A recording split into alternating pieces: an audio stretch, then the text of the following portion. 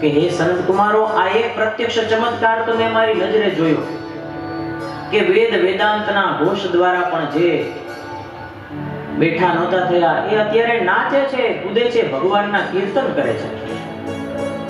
પણ હજી એક મને પ્રશ્ન છે કે હે કુમારો, આ સપ્તાહ દ્વારા આ તો ભક્તિ જ્ઞાન અને વૈરાગ્ય હતા, એ તો પવિત્ર હતા, પણ આના દ્વારા શું કોઈ પાપીઓ પુણ્યશાળી બની શકે? કોઈ પાપી મનુષ્ય હોય એનો આનાથી ઉદ્ધાર થઈ શકે? અને ત્યારે સનત કુમારે કીધું કે હા, ચોક્કસ થઈ શકે. અને મારી વાતનું પ્રતિપાદન કરવા એક કથા પણ હું આપને કહું છું. અને સનત કુમારોએ કથા કહેવાની શરૂઆત કરી છે કે એક તુંગભદ્રા નદી છે. તુંગભદ્રા નદીના કિનારે એક સરસ મજાનું નગર. નગરમાં એક આત્મદેવ નામના બ્રાહ્મણ, ખૂબ વિદ્વાન, પણ છતાં ભિક્ષા માંગી અને પોતાનું જીવન ચલાવે. સંપત્તિવાન પણ ખૂબ હતા. એની એક પત્ની જેનું નામ હતું ધુંધુલી. ધુંધુલી દેખાવે આકર્ષક, સ્વરૂપવાન, પણ સ્વભાવથી એટલી જ કર્કશ અને કજિયાખોર સ્વભાવનો. સંસાર એમનો બહુ લાંબો સમય ચાલવા છતાંય કંઈક એમના પૂર્વ જન્મના એવા કર્મ કે એમના સંસારમાં સંતતિની પ્રાપ્તિ ન થઈ. ખૂબ દાન પુણ્ય કર્યા આત્મદેવજીએ, પણ છતાંય ભગવાનની કૃપા ન થઈ અને કોઈ સંતાન એમને ત્યાં થયું નહીં. અડધી સંપત્તિ છે ને એમણે દાન પુણ્યમાં વહેંચી નાખી, અડધી સંપત્તિ, પણ છતાં એમના પુણ્યનો ઉદય ન થયો અને એમને સંતાનની પ્રાપ્તિ ન થઈ. છેવટે આત્મદેવ ખૂબ દુઃખી થયા. દુઃખી થઈને વનમાં જતા રહ્યા. પોતાના જીવનનો અંત કરવાના એમને જ્યારે વિચાર આવવા લાગ્યા ને, જંગલમાં એક સરોવર હતું. સરોવરના કિનારે જઈ અને બેઠા છે.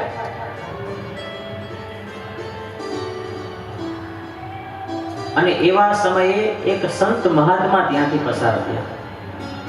આત્મદેવજીને જોયા, ભૂદેવ બેઠા છે, એમની પાસે જઈ સંતે એમનું અભિવાદન કર્યું અને પૂછ્યું કે હે બ્રાહ્મણોત્તમ, તમે આવા મ્લાન ચહેરે, આવા ઉદાસ ચહેરે કેમ બેઠા છો? અને ત્યારે આત્મદેવજીએ કીધું કે ભગવાન, મારે ત્યાં કઈ સંતતિ નથી. પેલા સંતે કહ્યું કે ભાઈ એવું તો ઘણા સાથે બને, ઘણાને સંતતિ ન હોય. પણ આત્મદેવ કહે છે કે પણ હે મહાત્મા, મારે ત્યાં સંતતિ નથી ને તો એવું થાય છે કે મારા ઘરે જે ગાય છે ને એ ગાયને પણ કઈ સંતાન થતું નથી. કદાચ મારા પાપ કર્મ એટલા બધા વધારે હશે ગત જન્મના કે આ જન્મના. અરે મારા ઘરે હું કઈ ફૂલ છોડ વાવું ને તો એમાં પણ ફળ આવતા નથી. હું દેવોની પૂજા અર્ચના કરું તો દેવતાઓ પણ મારા ઘરેથી પ્રસન્ન થઈને પોતાનો ભાગ લેતા હોય એવું મને લાગતું નથી. હું યજ્ઞ યાગાદી કરું ને તો યજ્ઞમાં પણ દેવતાઓ પ્રસન્ન મારા ઉપર રહેતા નથી એવું મને લાગે છે. અને ત્યારે પેલા સંતે પોતાની દીર્ઘ દ્રષ્ટિથી જોઈને કીધું કે હે બ્રાહ્મણ દેવતા, તમને આ જન્મમાં તો તમારે સંતાન છે જ નહીં, પણ આવતા 7 જન્મ સુધી તમને સંતાન થઈ શકે એમ નથી. કારણ કે તમારા ભાગ્યમાં જ નથી. આવતા 7 જન્મ તમને સંતાન નહીં થાય. અને જ્યાં આવું સાંભળ્યું ને આત્મદેવ દોડીને પગમાં પડી ગયા કે જો તમે આવું જાણતા હો ને મારા 7 જન્મનું, તો ચોક્કસ તમે કોઈ મોટા મહાત્મા છો. અને હવે તો હું તમારા પગ ત્યારે જ છોડું જ્યારે તમે મને સંતાનના આશીર્વાદ આપો. ખૂબ જીદ કરી છે આત્મદેવજીએ. અને ત્યારે જેને કરુણા આવી છે એવા સંતે એમ કીધું કે ભાઈ તારા ભાગ્યમાં નથી તો નથી જ, પણ છતાં આ એક ફળ હું આપું છું. આ ફળ તમે લઈ જાઓ, તમારી પત્નીને ખવડાવજો અને કહેજો કે 1 વર્ષ સુધી સત્ય પાલનનું વ્રત કરે. આ ફળ ખાય અને 1 વર્ષ સુધી વ્રત કરે. એમાં કરવાનું શું શું? તો કે સત્ય બોલવાનું, 1 વર્ષ સુધી પવિત્રતા જાળવવાની, જીવ માત્ર પર દયા રાખવાની, થઈ શકે એટલું દાન કરવાનું અને દરરોજ માત્ર એક ટંક જમવાનું એટલે કે એક ટાણું કરવાનું. વ્રત દરમિયાન આ 5 વસ્તુઓ જો તમે કરશો ને તો ભગવાન તમારા પર કૃપા કરશે અને તમારે ત્યાં સંતાન થશે. ફળ આપ્યું છે. આત્મદેવ તો રાજી થઈ ગયા. ફળ લઈને ઘરે ગયા. ધુંધુલીને જઈને કીધું કે એક સંત મહાત્મા વનમાં મને મળ્યા હતા અને એમણે આ ફળ આપ્યું છે ને આવા આશીર્વાદ આપ્યા છે. પણ આ તો ધુંધુલી, 1 વર્ષ સત્ય બોલવું એને ન ગમે, એને પવિત્રતા રાખવી ન ગમે અને એકટાણું તો કે કેમ થાય મારાથી? મારે તો કે 3 ટાણા ખાવા જોઈએ, એકટાણા મારાથી થાય નહીં. પણ એને આ વાત આત્મદેવજીને કાંઈ કરી નહીં. એની એક બેનપણી આવી ધુંધુલીની. ધુંધુલીએ પોતાની વાત એની બેનપણીને કીધી કે આવી રીતે મારા પતિ આ ફળ લઈ આવ્યા છે, પણ એ બેન હું ફળ ખાવ અને કદાચ મને ઘર ભરીએ તો કેટલી તકલીફ થાય. ઘર ભરીએ તો હું હલી ચલી ન શકું, મારે એક જ ઓરડામાં બેસી રહેવું પડે. કદાચ કોઈ લૂંટાર આક્રમણ કરે તો હું નાસી ન શકું, હું મારા જીવનો બચાવ ન કરી શકું. અને બાળકને કેટલું સાચવવાનું, એ જન્મે પછી એને કેવું સાચવવું પડે. અને આવું બધું હું કાંઈ કરી શકું નહીં, એટલે મારે છે ને આ ફળ ખાવું નથી. અને ન ખાધું. એને પોતાના પતિને કીધું કે મેં ફળ ખાઈ લીધું પણ ફળ ખાધું નહીં. એ દરમિયાન ધુંધુલીની બેન આવી. એની બેનને પણ ધુંધુલી આખી વાત કરી કે આવી રીતે મારા પતિ ફળ લઈ આવ્યા છે, હવે મારે કરવું શું? અને જેવી ધુંધુલી એવી ને એવી એની બેન. એટલે એણે કીધું કે હા ન જ કહેવાય, સાચી વાત છે. મારા ઘરે જો આમાં લખેલું છે બધું, મારા ઘરે કે નણંદ આવે તો શું થાય પછી? તો કે હું તો એક ઓરડામાં હોઉં, હું તો હાલી ચાલી ન શકતી હોઉં, અને નણંદ આવે, નણંદ પાછળથી ઘરમાં હાથ ફેરો કરીને બધું લઈને વહી જાય, તો મારે કરવું શું? તો આનો ઉપાય શું? તો એની બેનપણી જો સમ પ્રકૃતિ મળે, હરખે હરખાની ભાઈબંધી થાય, તો એવી ધુંધુલી જેવી જ વિચારો વાળી એની બેનપણી. એને કીધું તું એક કામ કર, આ ફળ છે ને તમારી ગાય છે ને એને ખવડાવી દે. એટલે પેલા તો સાચું ફળ છે, અસર કરે છે કે નથી કરતું એ ખબર પડશે. તમારી ગાયને કાંઈ સંતાન નથી, ફળ ખાઈને એને જો કંઈક આવે સંતાનમાં તો આપણે ફળને સાચું માની, અને તારે તો નથી જ ખાવું, હું કહું છું. ધુંધુલીએ એ ફળ છે એ ગાયને ખવડાવી દીધું. તો પછી કે કદાચ ચમત્કારી ફળ હોય ને સંતાન થાય હોય તો શું કરવાનું? એટલે એની બેને કીધું કે મારી પાસે એનો ઉપાય છે. અત્યારે હું ગર્ભવતી છું અને મને જે સંતાન થાય ને એ સંતાન હું તને આપી દઉં. ધુંધુલી કે પછી એના બદલામાં મારે તને શું દેવાનું? હવે એની બેન હતી એ પુષ્કળ ધનની લાલચુ. એટલે એણે કીધું કે મારા પતિને અને મને આના બદલામાં તારે અમે માંગીને એટલું ધન દેવાનું. ધનનો તો તારે તૂટો નથી, તો તારે અમને ધન દેવાનું. મારે ત્યાં જે સંતાન આવશે એ હું તને આપી દઈશ, અને જ્યાં સુધી હું તને આપું નહીં ત્યાં સુધી તારે તું ગર્ભવતી હોય એવી રીતે તારા પતિની આગળ રહેવાનું. ધુંધુલી એના કેવા પ્રમાણે જ કર્યું. ફળ છે ગાયને ખવડાવી દીધું, પતિને કીધું કે ફળ ખાઈ લીધું છે, અને એમાંય કીધું કે હું ગર્ભવતી પણ છું, અને એમ પણ કીધું કે મારી બહેન છે પણ ગર્ભવતી છે. અને આત્મદેવજી ખૂબ જ પ્રસન્ન થયા. ગર્ભવતીની જેમ જ ધુંધુલી રહેવા લાગી. યોગ્ય સમય આવ્યો એટલે ધુંધુલીની બહેને પોતાને ત્યાં એક દીકરાને જન્મ આપ્યો. અને ઈ આવી અને તરત દીકરો એને ધુંધુલીને આપી દીધો. ધુંધુલીએ પોતાના પતિ જે અનુષ્ઠાનમાં બેઠા હતા આત્મદેવજી એને બોલાવ્યા અને સમાચાર આપ્યા કે ઓલા ઋષિ મુનિના ફળની કૃપાથી અને ભગવાનના આશીર્વાદથી આપણે ત્યાં પુત્ર પ્રાપ્તિ થઈ છે. અને આત્મદેવ તો જ્યાં સમાચાર મળ્યા કે આટલી ઉંમરે મને મારે ત્યાં દીકરાનો જન્મ થયો, રાજીના રેડ થઈ ગયા. માત્ર આત્મદેવજી નહીં પણ એને જેના યજમાનો હતા ને ગ્રામજનો બધાય રાજીના રેડ થયા કે આટલી મોટી ઉંમરે અમારા ભૂદેવને ત્યાં સંતાન અને એ પાછો પુત્રનો પ્રાપ્તિ થયો. જાત કર્મ સંસ્કાર વગેરે કરાવ્યા.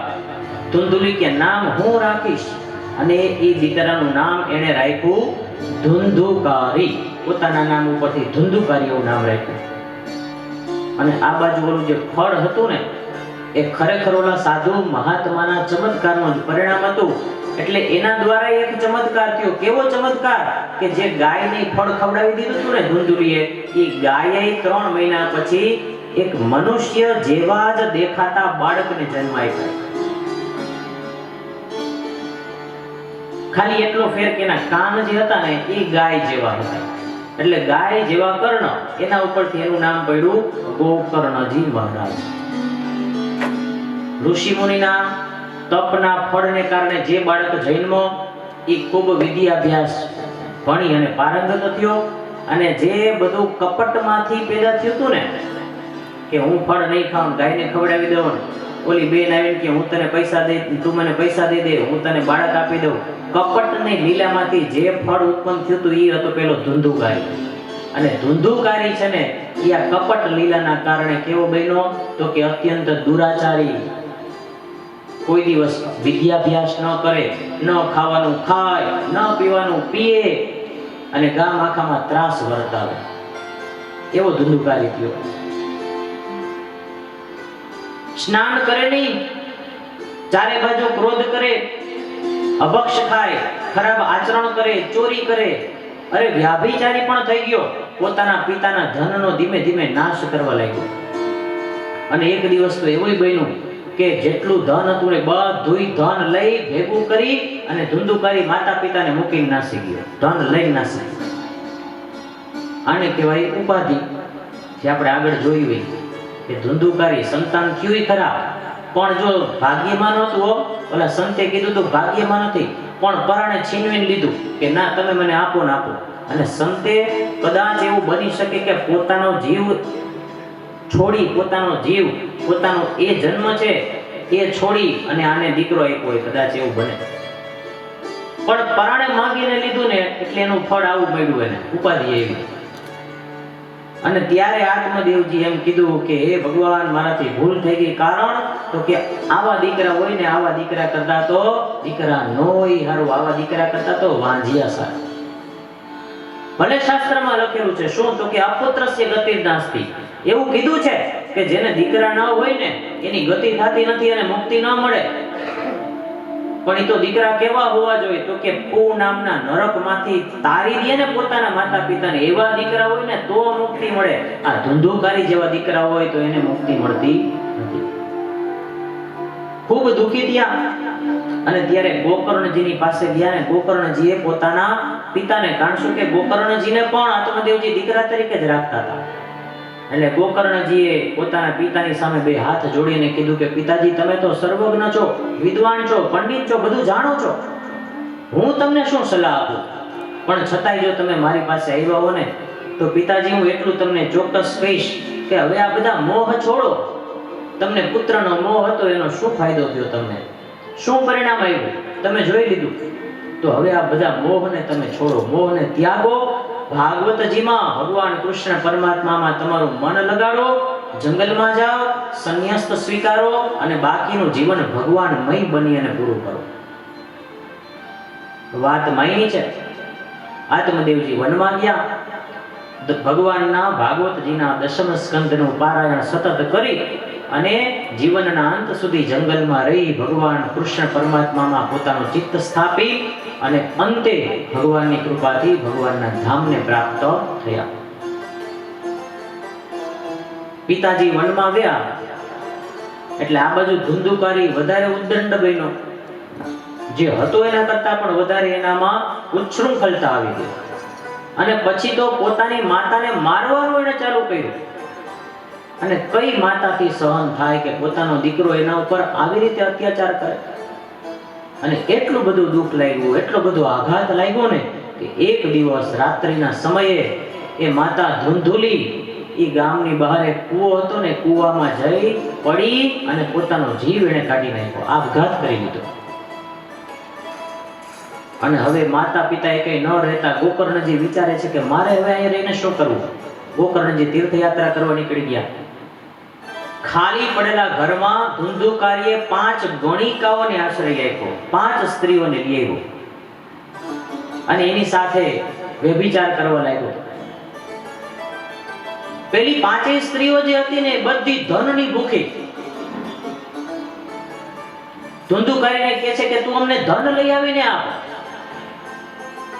હવે ઘરમાં તો કઈ ધન હતું નહીં, તો ધુંધુકારીએ ચોરી કરી. અને ચોરી એ ક્યાં કરી? તો કે નાનો મોટો હાથ ન માર્યો, સીધો રાજાના ખજાનામાં ચોરી કરી. અને મોટો દલ્લો રાજાના આભૂષણો અને સોનામારો બધું લઈ આવી અને પાંચેય ગણિકાઓને આપ્યો. અને હવે બીક લાગી આ ગણિકાઓને. શું? તો કે સોનામારો તો બધાની પાસે હોય, પણ આ તો રાજાના ઘરેણા લઈ આવ્યો. આ નો આપણે પહેરી શકીએ કે નો વેચવા જવાય. વેચવા જઈ તો પકડાઈ જાય કે આ તો રાજાના આભૂષણો છે. તો હવે કરવું શું? હવે ગણિકાઓ કઈ હગી તો હતી નહીં, એટલે પાંચેય ભેગી થઈને વિચાર કર્યો કે આપણે છે ને આને જ પતાવી દઈએ. અને પછી આ બધું સોના મોહરો ઘરેણા આ બધું લઈ અને બીજા દેશમાં વયા જઈશું, ત્યાં બધા આનંદ કરશું. એક દિવસ રાત્રિનો સમય છે, ધુંધુકારી સૂતેલો છે અને પાંચેય ગણિકાઓ ભેગા થઈ અને એનું ગળું દાબ્યું. ગળું દાબ્યું છતાંય જ્યારે પેલો મયરો નહીં ને ત્યારે એમાંથી અમુક ગણિકાઓએ સળગતા અંગારા લઈ આવી, મોઢું ધુંધુકારીનું ખોલી અંદર હળગતા અંગારા નાખ્યા અને હળગતા અંગારા ઠેઠ અંદર વયા ગયા ને ત્યારે રીબાઈ તરફડી અને ધુંધુકારી છે એ મૃત્યુ પામ્યો. અને મૃત્યુ પામ્યો ને આવું મોત મળ્યું હતું, એની તો ગતિ હોય જ નહીં. એ પ્રેત થઈને ભટકવા લાગ્યું બધું. ક્યારેક વંટોડિયાનું રૂપ લે, ક્યારેક આગનું રૂપ લે. પ્રેત એટલે શું ખબર છે? પ્રેત એટલે એવો જીવ કે જેને અહીં શરીર તો છોડી દીધું, પણ ઉપર જે ભુવર લોક છે ને, પિતૃનો લોક, ત્યાં સુધી પહોંચી શકે નહીં. કારણ શું? કે એને જે પાપ કર્યા છે ને એના કારણે એનું જે આતિવાહિક શરીર જેટલું ભારે હોય કે વધીને વાદળા સુધીની ઊંચાઈ સુધી જઈ શકે. એથી ઉપરની ઊંચાઈ સુધી જઈ શકે નહીં. એનાથી ઉપર જે ભુવર લોક છે, જેને આપણે પિતૃલોક કહીએ, ત્યાં સુધી પહોંચી ન શકે.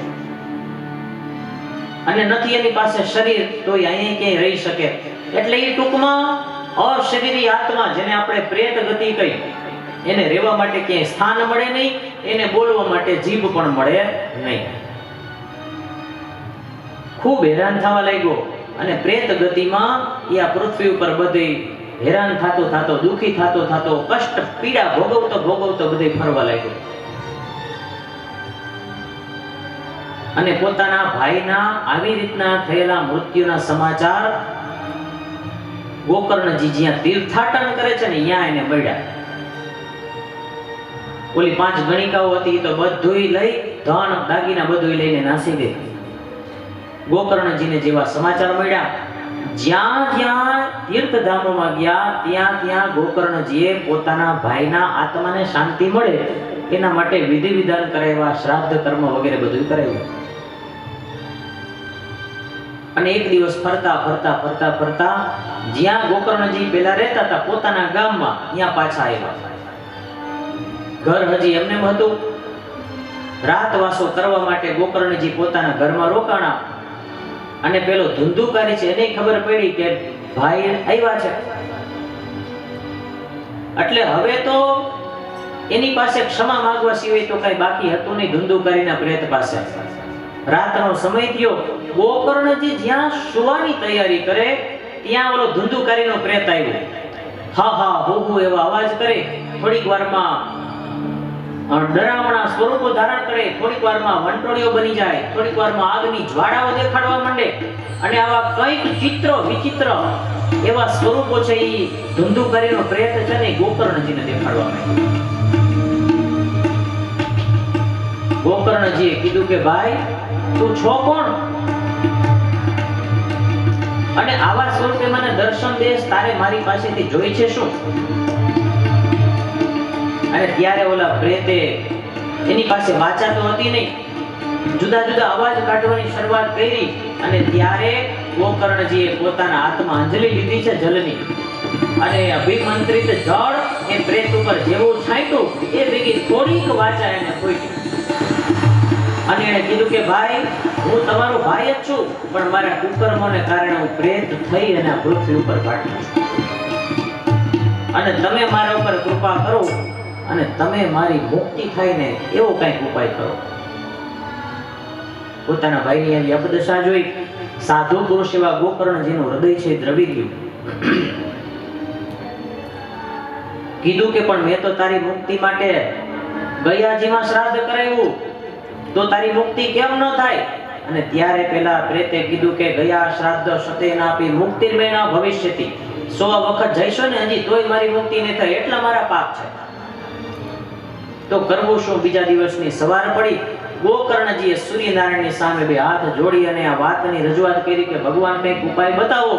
અને સૂર્યનારાયણ ભગવાને સ્વયં ત્યાં આવી અને કીધું કે હે ગોકર્ણજી, એક જ ઉપાય, શ્રીમદ ભાગવત સપ્તાહ 7 દિવસની કથા જો તમારા ભાઈના પ્રેતને તમે સંભળાવશો તો ચોક્કસ તમારો ભાઈ છે એ પ્રેત ગતિમાંથી મુક્ત થશે.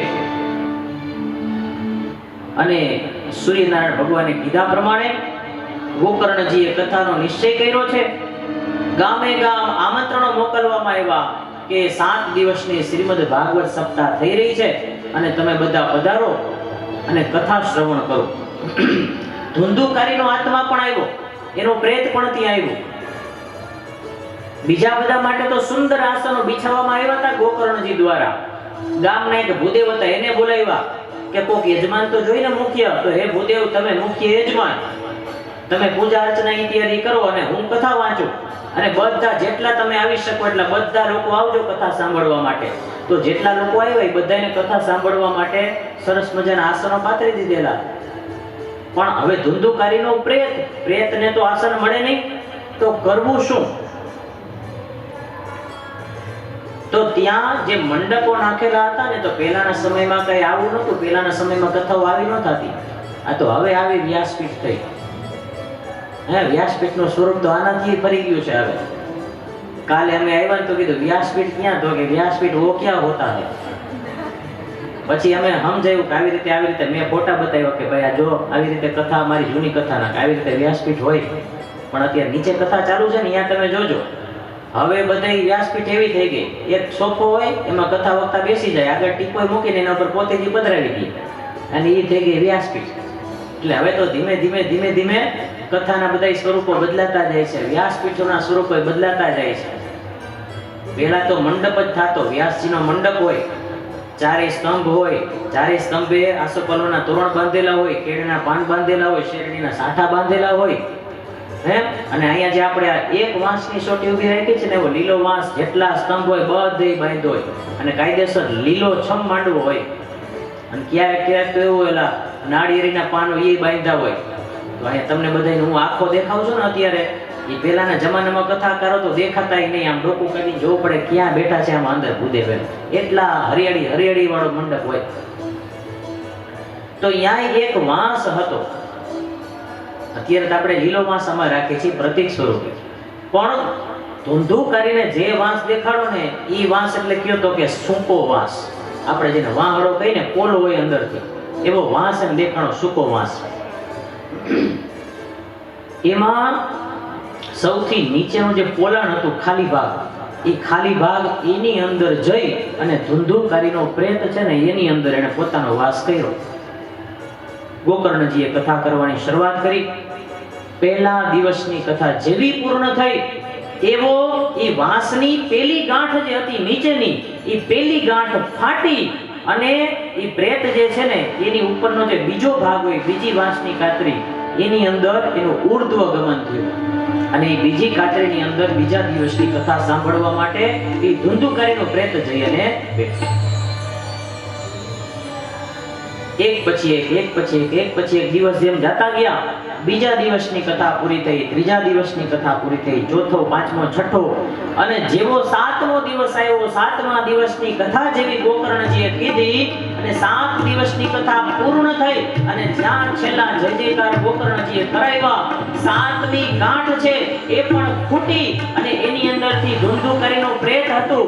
ભગવાન જેવું દિવ્ય સ્વરૂપ ધારણ કર્યું, ભગવાનના પાર્ષદો જેવું દિવ્ય સ્વરૂપ ધારણ કર્યું અને ગોકર્ણજીની સામે પ્રગટ થઈને બે હાથ જોડીને વંદન કર્યા કે હે ભાઈ, તમે ભાગવતજીના પ્રભાવથી મને આ મુક્તિ આપી છે.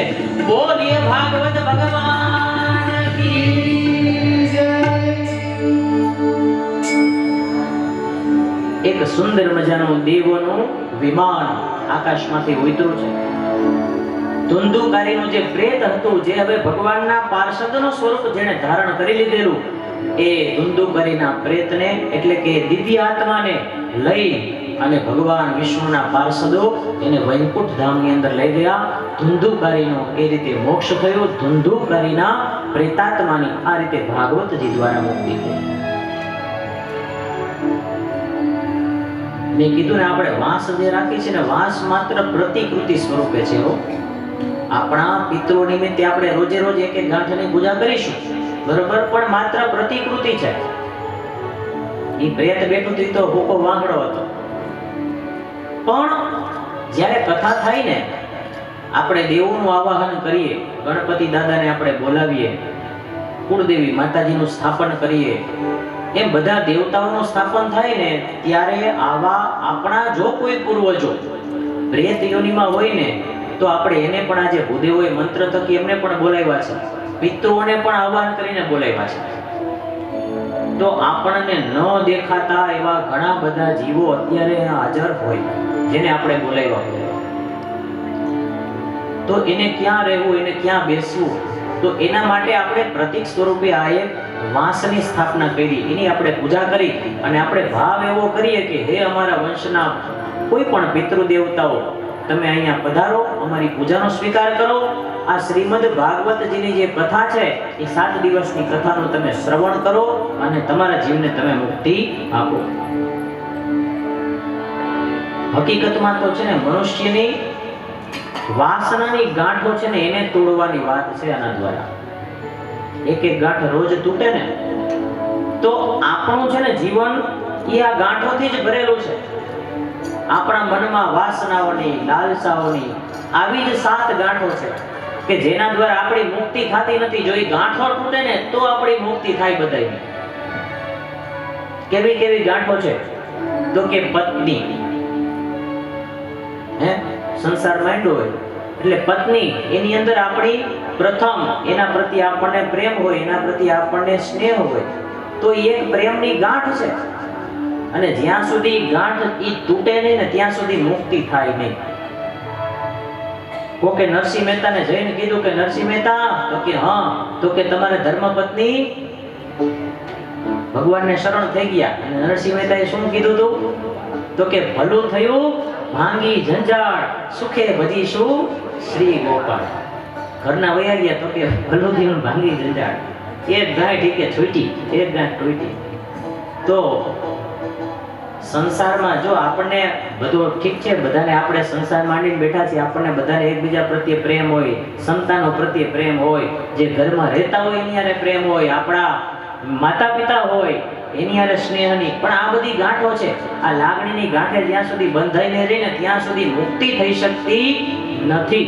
ત્યાં સુધી પુનરપી જનનમ પુનરપી મરણમ પુનરપી જનની જઠરે શયનમ. ગમે એક વસ્તુમાં જો જીવ રહી ગયો, તો એ જીવ આપણે પાછો બીજી વખત એના માટે જીવ ધારણ કરવો પડે.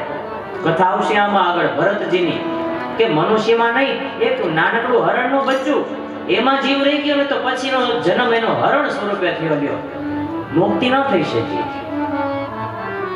એટલે આ બધી ગાંઠો છે, પત્ની છે, સંતાન છે, આપણો ધંધો છે, આપણી પાસે ભેગું કરેલું જે ધન છે, દ્રવ્ય છે, આપણો કુટુંબ પરિવાર છે, મેં કીધું એમ આપણું ઘર જેમાં આપણે રહી છીએ, આપણા મિત્રો, આ બધાય છે ને આ ગાંઠો સ્વરૂપી છે. જો મુક્તિ જોતી હોય ને, તો આ બધામાંથી છૂટવું પડે. તો ધુંધુકારીની બધી ગાંઠો છૂટી, એનું પ્રેત પણ છૂટ્યું, દિવ્ય સ્વરૂપ મળ્યું, વિમાન આવ્યું અને ધુંધુકારીની એમને એકને લઈને વયું ગયું. હવે થયું એવું કે કથા સાંભળવા તો આખું ગામ આવેલું, બધા જીવ જંતુઓ આવેલા, અને જે કથા સાંભળવા આવ્યા હતા એને ગોકર્ણજીને ફરિયાદ કરી કે ગોકર્ણજી, કથા સાંભળવા તો અમે આવ્યા હતા, અમે આખી કથા સાંભળી, તો ધુંધુકારીનો એકનો જ મોક્ષ કેમ, એને એકને જ મુક્તિ કેમ? અને ત્યારે ગોકર્ણજીએ કીધું કે કથા સાંભળવા માટે પણ નીતિ નિયમ હોય. નીતિ નિયમ વગર કથા સાંભળો તો એનું જે જોઈ એવું ફળ મળે નહીં. પાપનો ક્ષય તો થવાનો જ છે, પણ જેવું જોઈને એવું ફળ મળે નહીં, મુક્તિ સ્વરૂપે ફળ.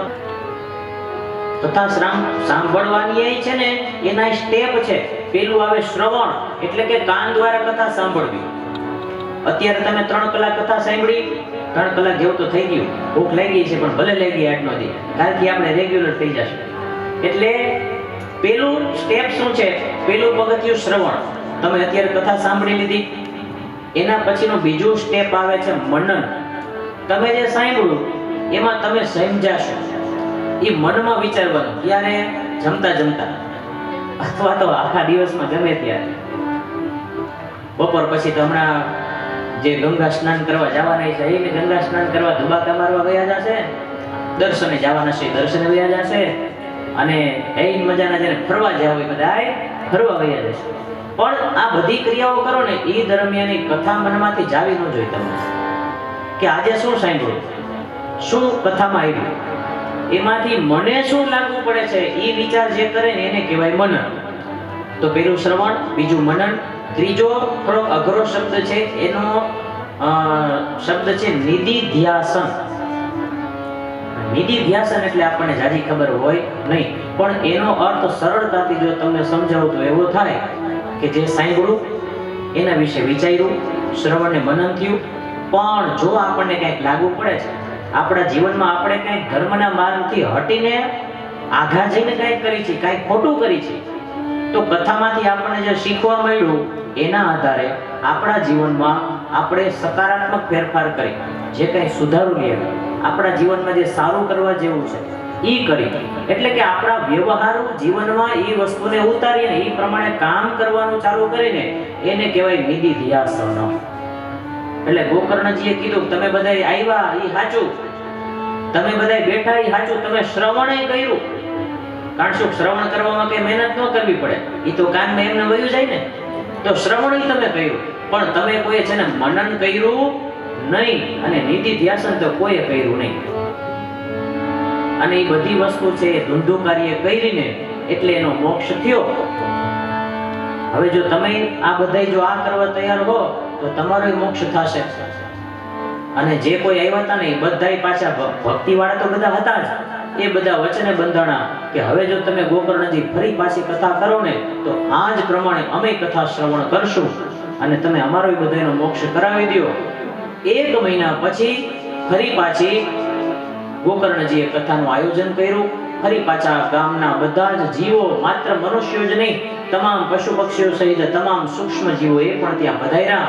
એવા જ ભાવથી ગોકર્ણજીએ કથા કરી અને ગોકર્ણજીની એ કથા સાંભળી અને અનેક વિમાનો આકાશમાંથી ત્યાં એ જગ્યાએ ઉતર્યા છે. અને જેટલા જીવો હતા, જેટલા મનુષ્યો હતા, એ બધાને લઈ જવા માટે અંતરિક્ષમાંથી બધા જીવોને લઈ જવા માટે વિમાનો આવ્યા છે. સ્વયં ભગવાન સાક્ષાત શ્રી હરિ એ ગોકર્ણજીના આત્માને લેવા માટે આવ્યા છે. ગોકર્ણજીને ભગવાને પોતાના વિમાનમાં બેસાડ્યા અને બધા જ જીવોને લઈ અને દરેક વિમાનો વૈકુંઠ ધામની અંદર ગયા. બધા જ જીવોને મોક્ષની પ્રાપ્તિ થઈ, બધા જ જીવોની મુક્તિ થઈ. બોલીએ ગોકર્ણજી મહારાજ કી કૃષ્ણ કનૈયા કી, ભાગવત ભગવાન કી. માતા પિતાનો તિરસ્કાર કરવાની વૃત્તિ હતી, જેના કારણે માતાએ મરી જવું પડ્યું, પિતાએ ઘર છોડી દેવું પડ્યું, એને પણ દેહ ત્યાગ કરવો પડ્યો. આવા પાપ જેણે કર્યા, વ્યભિચારના પાપ જેણે કર્યા, તમામ પાપ, એક પણ પાપ કરવામાં જેણે બાકી નહોતું રાખ્યું, એની પણ જો ભાગવતની કૃપાથી મુક્તિ થતી હોય તો અંતકાળે આપણે પણ જો ભગવાનની કથાનું આટલા જ મનથી શ્રવણ કરીએ તો આપણી પણ મુક્તિ ન થાય, એમાં કોઈ શંકાને સ્થાન જ નથી. થાય અને થાય. આપણે પણ આજે સપ્તાહ કથા સાંભળીએ છીએ, આજે 1 દિવસની કથા આપણે સાંભળી. આ કથાને આપણે વિરામ આપીએ. હજી કેટલા દિવસ બાકી રહ્યા? આપણે કથાના 6 દિવસ બાકી રહ્યા. 6 દિવસ તમે બધા આવી જ રીતે શ્રવણ કરવા તૈયાર છો? હે? અચ્છા, શ્રવણ તો કરી લેશો, પછી મનન કરશો? તમારે મનન કરશો? એમની બધા આ પડતો મનન નહીં કરો. અચ્છા, પછી નિધિ ધ્યાસન કરશો, જીવનમાં ઉતારવા માટેના પ્રયત્નો કરશો.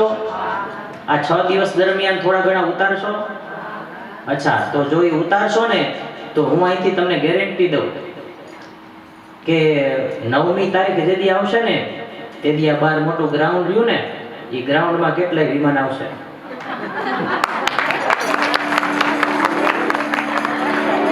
તો હું અત્યારે જેટલા માથા છે એટલા માથા ગણી લઉં મારા શહીદો, અને તો પછી આપણે એટલા વિમાનનું અત્યારથી બુકિંગ કરાવવું પડશે. અને તો પછી 9મી તારીખે પછી આપણે રિટર્ન ટિકિટની કઈ ચિંતા છે નહીં, બસો તો ખાલી એવી જ છે. આપણે બધા સીધા ફ્લાઇટમાં રહ્યા જઈશું ને બધાય. તો કૃષ્ણ કનૈયા. હજી થોડીક કથા તો બાકી છે, પણ હવે સમય એમ કે છે કે પછી પેટમાં અગ્નિ જાગે અને પછી એનું ભાડું પરાણે માગે, એના કરતાં આજની કથાને અહીંયા આપણે વિરામ આપીએ. થોડી ઘણી કથા આજની જે લેવાની થાય છે એ બાકી છે, એ આવતીકાલે આપણે લેશું. આજની કથાને વિરામ આપીએ થોડી વાર માટે. હરિનામ સંકીર્તન, કારણ શું કે બીજી ભક્તિ છે. શ્રવણ ભક્તિ આપણે કરી, હવે કીર્તન ભક્તિ. શ્રવણમ કીર્તનમ. થોડી ક્ષણો માટે કીર્તન, હરિનામ સંકીર્તન, અને ત્યાર પછી આપણે કથાને વિરામ આપીશું.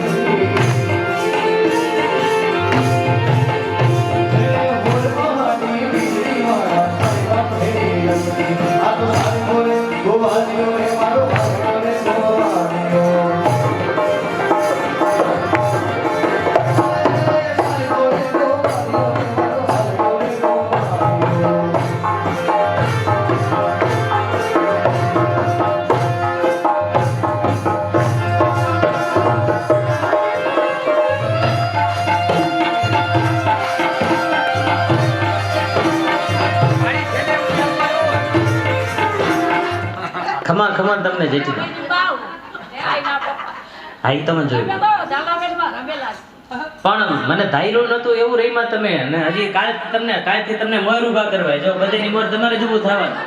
આ બીજા બધા બી ગયા આ જુવાન રહ્યું બે ગઈ તમે ઠેઠ સુધી રહીમાં.